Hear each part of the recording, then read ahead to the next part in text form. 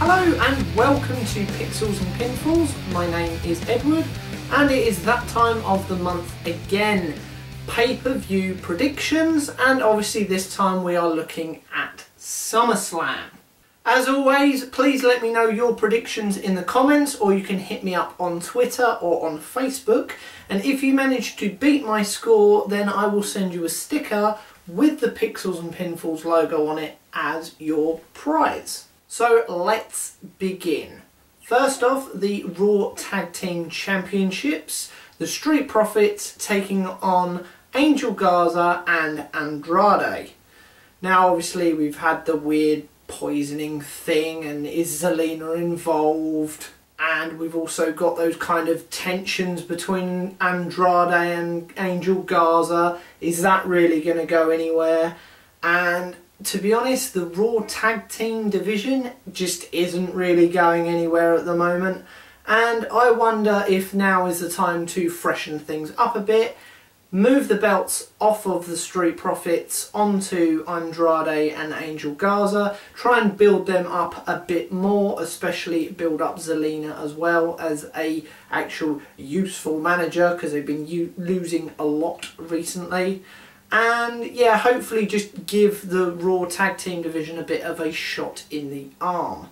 Next up we have the hair versus hair match, Sonya versus Mandy.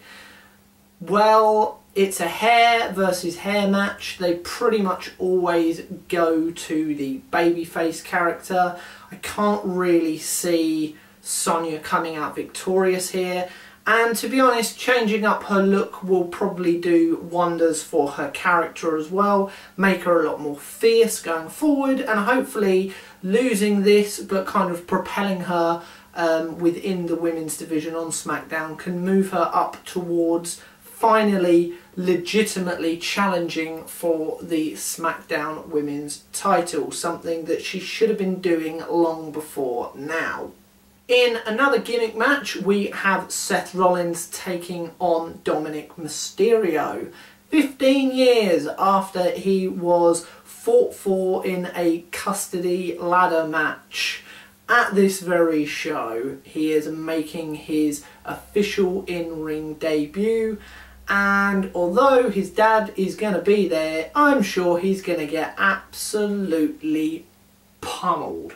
So the win here is going to Seth Rollins. This will probably further something on towards Payback.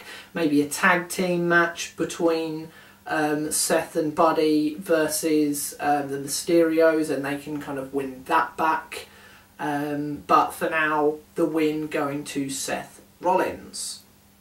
Next up we have the United States title match. Apollo Crews defending his new belt against MVP, the person who brought the belt into existence.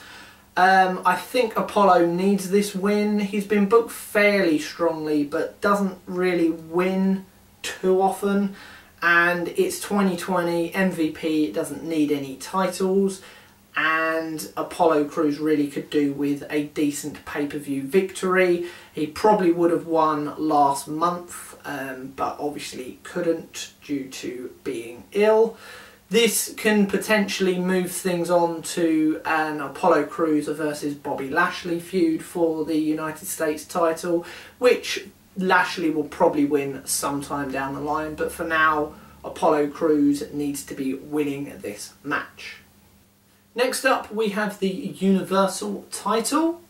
Bray Wyatt taking on the champion Braun Strowman, who has seemingly turned heel, I guess, if he's picking up women and slamming them down into the mat, and yeah, but then the Fiend is still sort of a heel as well, a bit, I'm not really sure.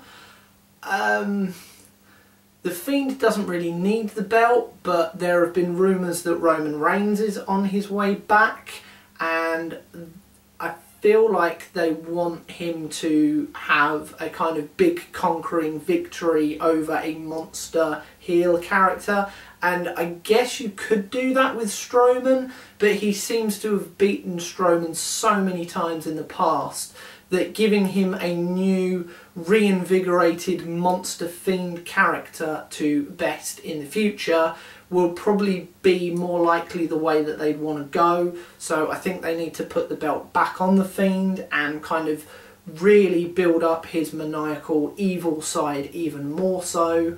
It probably won't work because the crowd will be so invested if we ever get a crowd back, but fans will be invested so much in the Fiend that they probably won't want Roman to win, especially as it being Roman, but that's something for down the line. For now, I do think it is time for the Fiend to get the belt back. He never should have lost it earlier in the year anyway. You could argue he never should really be fighting for it, but that is the position we're in. What can you do?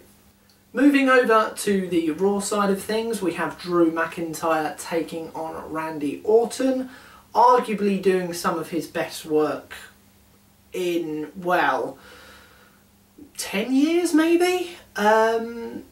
Unfortunately, I think Drew has become champion at completely the wrong time, given the way the world is. He hasn't been able to perform in front of an audience.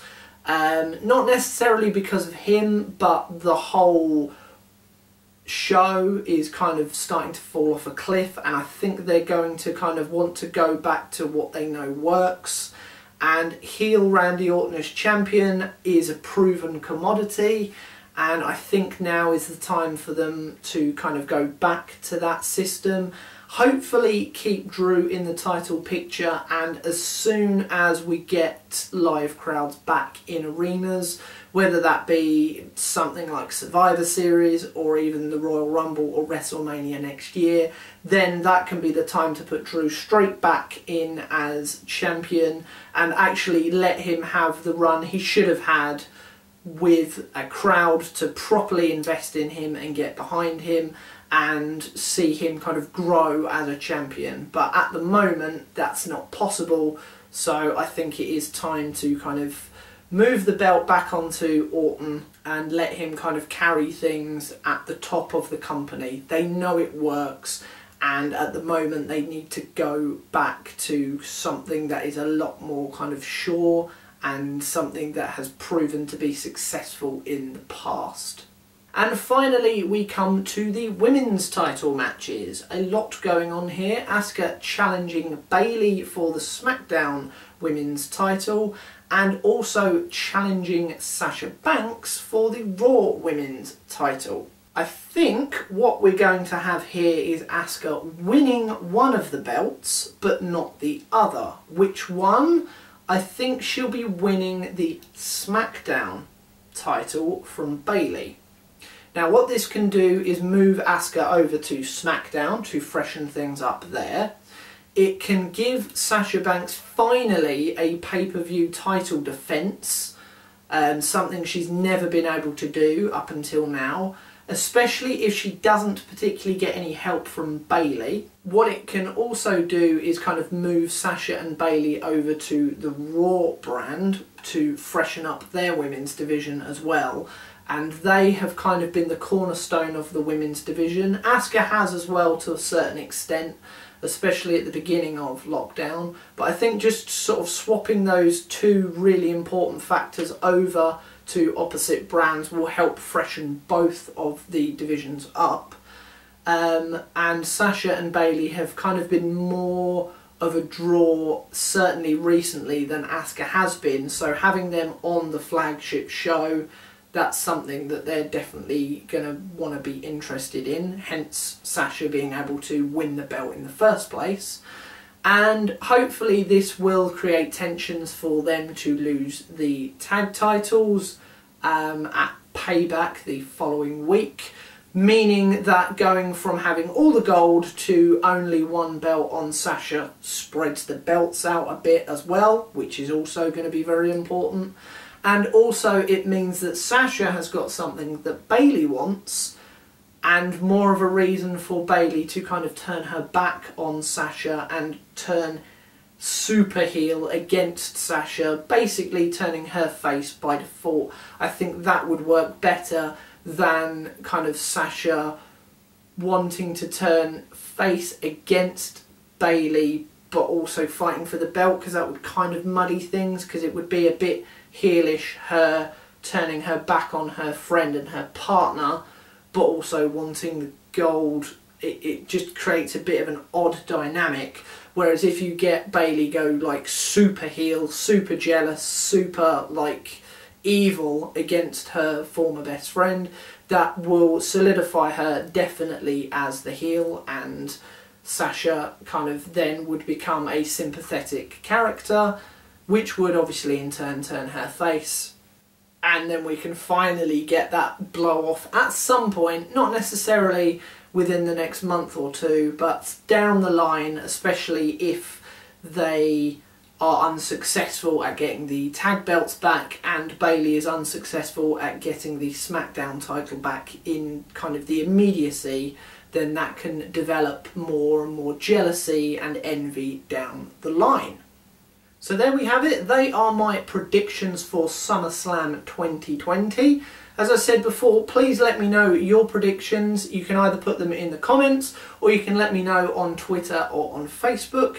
And if you manage to out-predict me, then you could get yourself a sticker with the Pixels and Pinfalls logo on it as a prize to show your victory. But for now, thank you very much for watching. My name has been Edward, this has been Pixels and Pinfalls, and I shall see you again very soon. Goodbye. Thanks very much for watching. If you like this video, please give it a thumbs up. To keep up to speed with everything we're doing, you can find us on Facebook and follow us on Twitter. If you wish to support us financially, you can do so over on Patreon for as little as $1 per month. Finally, don't forget to subscribe to the channel and ring the bell icon so that you don't miss out on any future videos. Till next time, we'll see you very soon. Goodbye.